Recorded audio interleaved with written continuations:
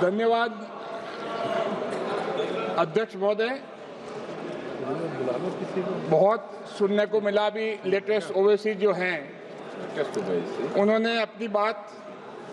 बताई कि भारत के संविधान के तहत फंडामेंटल राइट का वायलेशन है, और मेरा मानना है कि सुप्रीम कोर्ट ने जो समय समय पे जजमेंट दिए हैं उसमें वक्फ जो एक्ट हैं इसको इंस्टीट्यूटरी बॉडीज माना है, चाहे वक्फ बोर्ड हो चाहे काउंसिल हो, और इनको ये माना है कि ये रिलीजियस एंटिटीज नहीं है, और इवन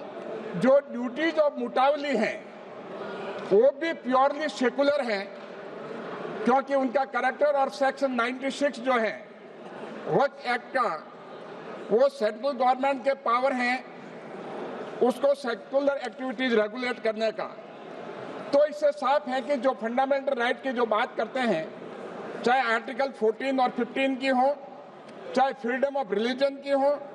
और चाहे कल्चरल और एजुकेशनल राइट की हो, चाहे freedom to manage religious affairs की हो,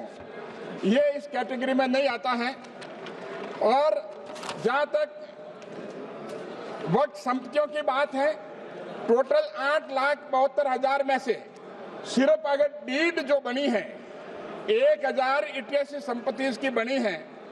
और वक्त बाय यूजर जो है वो करीब 4 लाख संपत्तियां हैं। वक्त बाय यूजर जो है बहुत महत्वपूर्ण मामला है। अगर आप देखें इसको खत्म करना बहुत जरूरी था। ये वक्त बाय यूजर जो है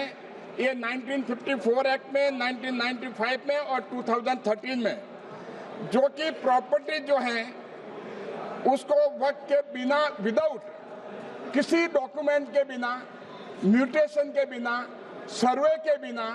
और किसी प्रोसेस के बिना उसको वक्त की प्रॉपर्टी मान लिया जाता था। और उसके बाद में आप देखिए जो 2013 में जो अमेंडमेंट आया है सेक्शन 40 में, मैं सेक्शन 40 जो है आपको हवाला दूंगा क्योंकि काफी लोगों ने सेक्शन 40 के बारे में बताया है।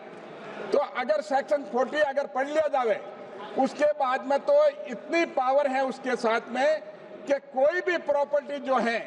उस प्रॉपर्टी को वक्त के तहत में ट्रीट की जा सकती है, क्योंकि किसी तरह की डीड की और डॉक्यूमेंटेशन, सर्वे की और कोई प्रोसेस की जरूरत नहीं है। उसमें लिखा है सेक्शन 40 में, decision if a property is a वक्त प्रॉपर्टी द बोर्ड में itself collect information regarding any property, even parliament की भी, जिससे कि किसी तरह की प्रॉपर्टी की, एनी प्रॉपर्टी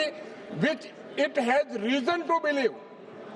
क्या क्या क्राइटेरिया, क्या ऑब्जेक्टिव कंसिडरेशन है